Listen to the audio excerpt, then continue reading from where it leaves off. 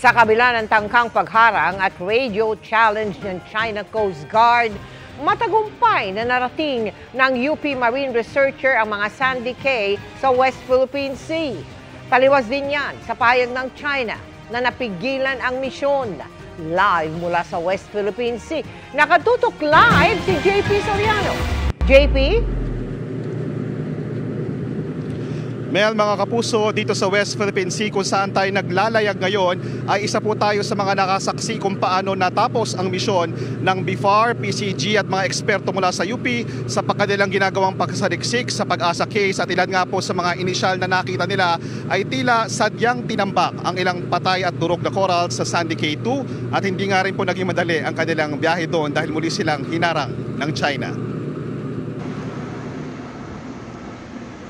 Mula Pag-asa Island kung saan galing ang dalawang research vessels ng Bureau of Fisheries and Aquatic Resources kasama ang mga marine researchers ng University of the Philippines, tanaw na ang Sandy Cays o mga sandbars na aming pupuntahan para kanilang masuri.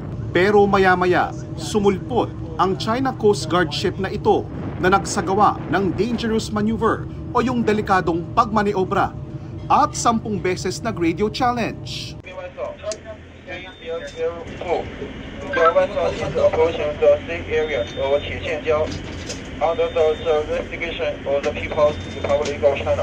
are within the Philippine Territorial Sea, the municipality of Kalayaan. You are endangering our security. We advise to leave the vicinity immediately. Ilang minuto ring nagpatunog ng sirena ang China.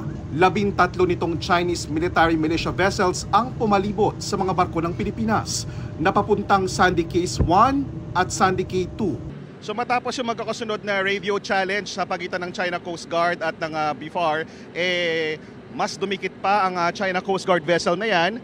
Umikot at pumunta ngayon sa likod. Meron siyang number na 5204. Pero kasama ang Philippine Coast Guard, itinuloy ng BFAR at mga UP Marine Researcher ang pagsusuri sa mga cay.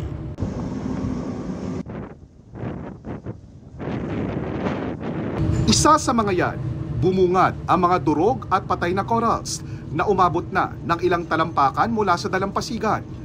Kabilang sa inaalam ng mga researcher ay kung sadya ba ang pagtatambak ng mga patay na corals para sa pagpapalawak o expansion ng artificial island.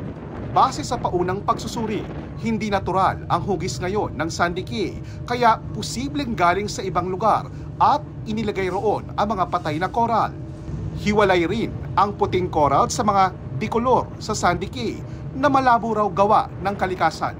It's very unlikely that those mound of rubble are the same from those that we found underwater. Base sa mga pag-aaral noon, mayaman at masigla ang mga coral o bahura sa lugar. Pero ngayon, these reefs are not healthy anymore. When you see reefs that are lacking big fish, typically this indicates overfishing. Habang nagsusuri, ay ilang oras namang nakamanman ang Chinese Navy helicopter. Pero natapos pa rin ang mga Filipino expert sa pagkolekta ng iba pang susuriing sample at maayos na nakabalik sa BFAR vessel. Taliwas ito sa pahayag ng China na napigilan daw ang mga Pilipino na pumunta sa Sandy Cay. Another lie coming from the Chinese Coast Guard. We were able to complete our marine scientific research.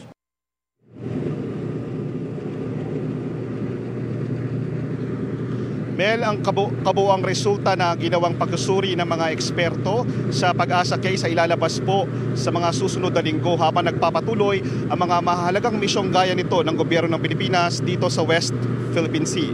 At live nga mula rito sa West Philippine Sea at para sa GMA Integrated News, balik mo na sa iyo, Mel.